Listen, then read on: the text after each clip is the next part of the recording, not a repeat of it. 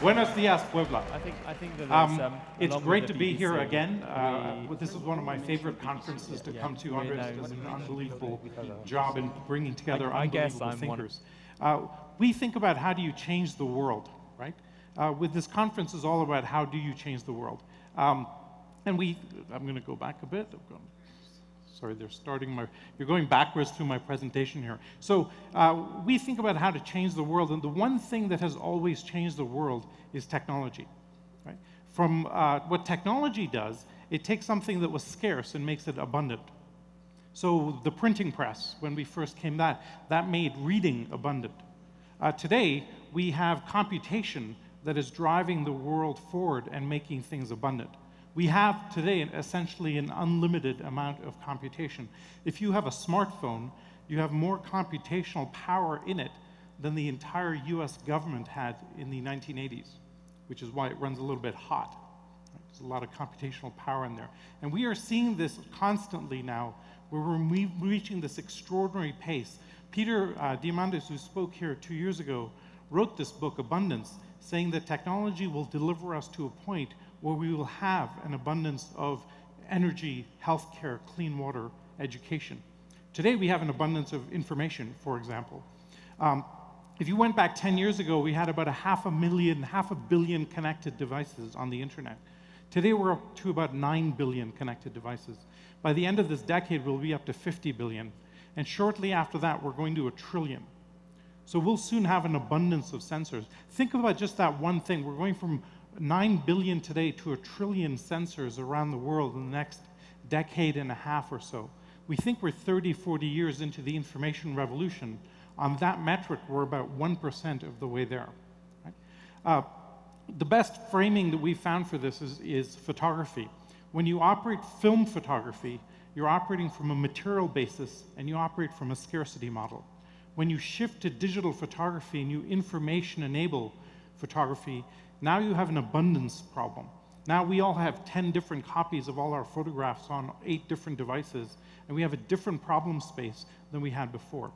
We are seeing that same explosion of this going from scarcity to abundance across all of these accelerating technologies that we study. One example is solar energy. The price performance of solar cells is doubling every 22 months.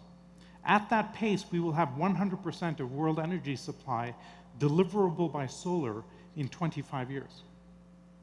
That'll have some interesting implications in the world. More importantly, in 27 years, we'll hit 200%. In 29 years, we'll hit 400%, and we'll just keep going.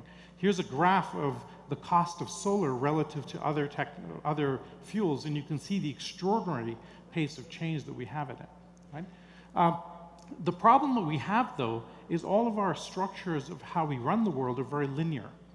Vinod Khosla did this analysis, and he found that every time you have an exponential curve, the experts in the field will project linearly.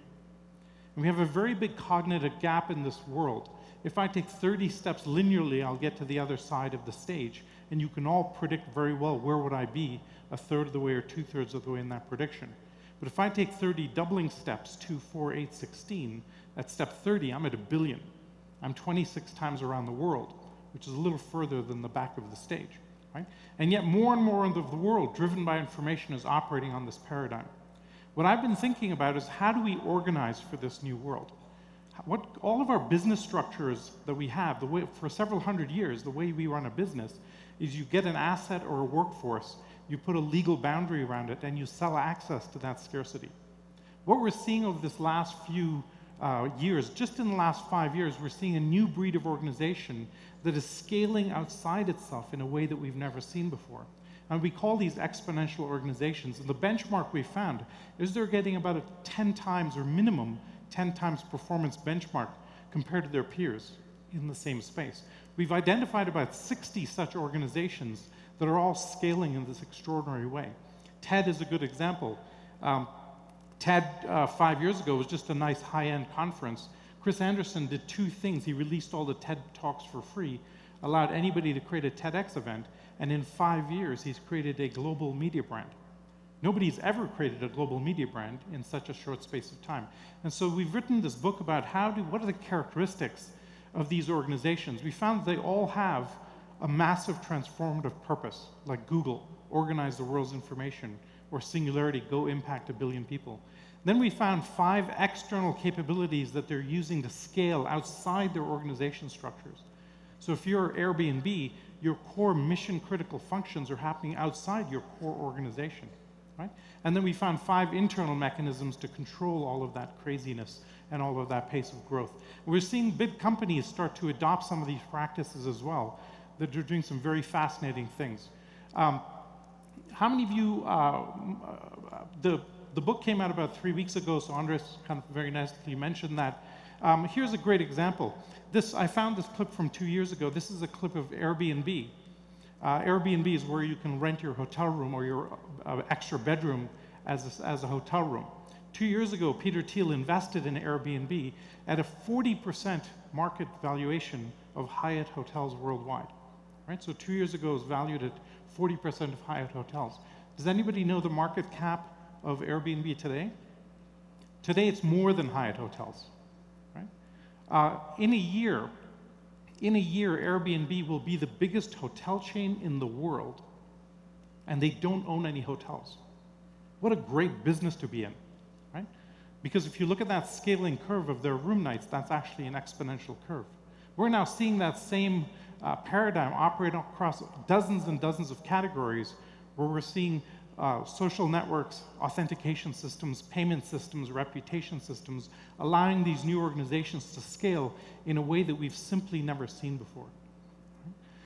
David Rose gave this great quote that any company designed for success in the 20th century is doomed to failure in the 21st.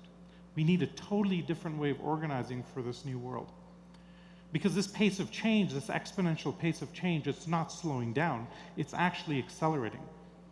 And from a leadership perspective in the world, we have a general leadership problem. Ebola is a doubling problem, but we address it with linear solutions. You cannot address an exponential problem with linear solutions.